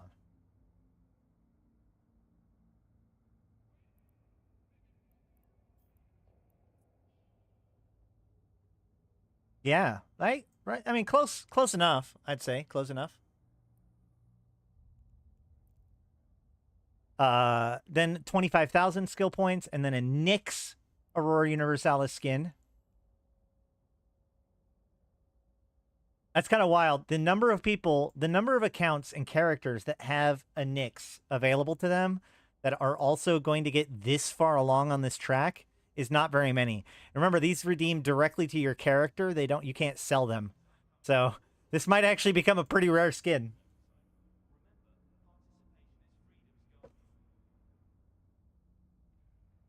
And then Cross Drift Limited.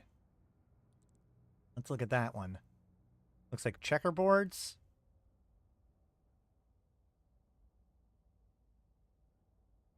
Can we find it here?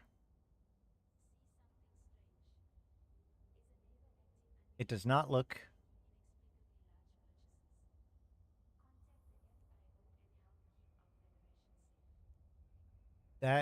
Is that even over here? Hold on. I can't find that one. There it is. Ooh. Okay. Let's stop the mirror.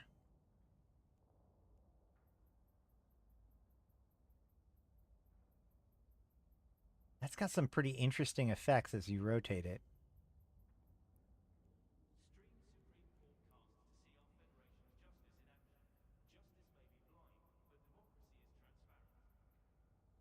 That's kind of cool. Scale it down.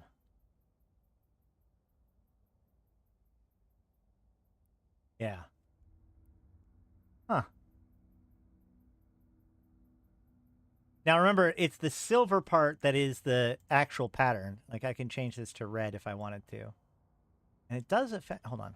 Let's go with it. Wow, it actually affects everything. Pretty good.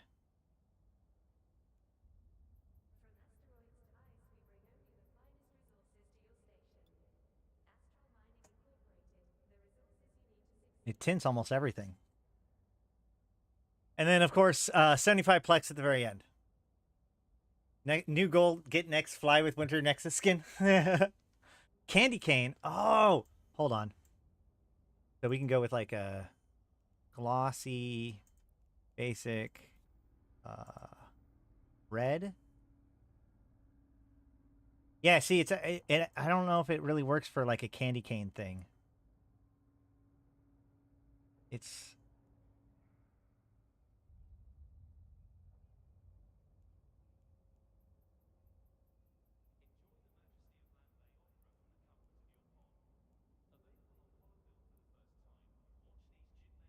maybe. I don't know. That's kind of a weird pattern. You know how this could be useful though? You can go like this and be like, add some texture to it.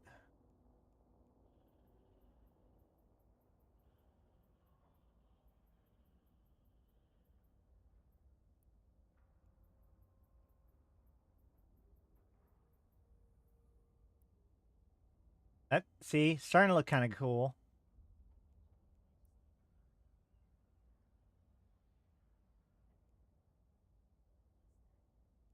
Somebody's going to do something.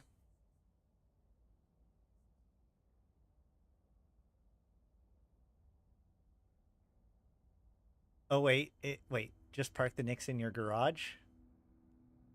All right.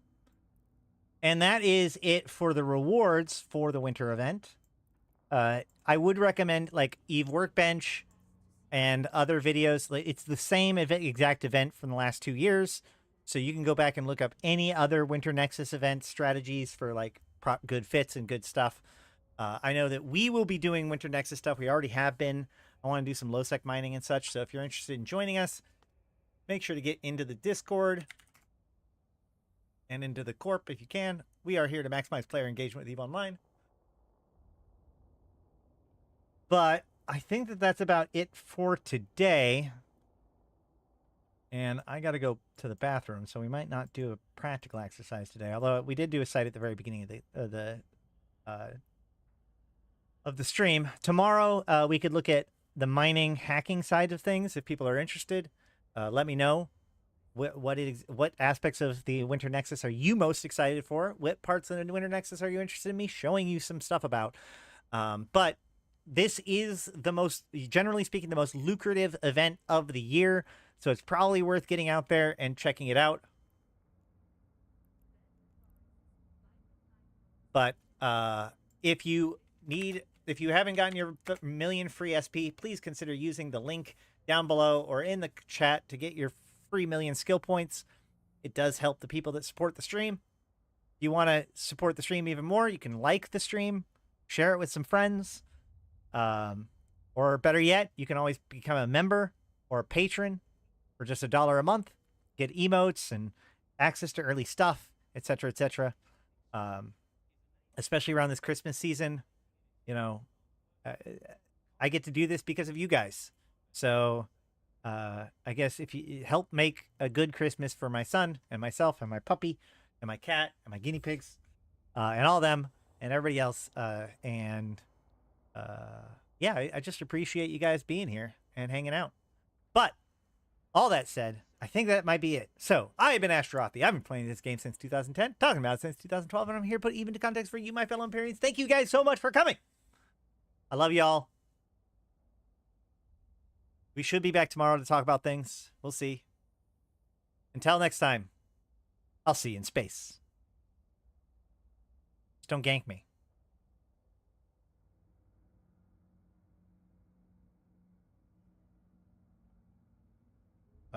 There it is.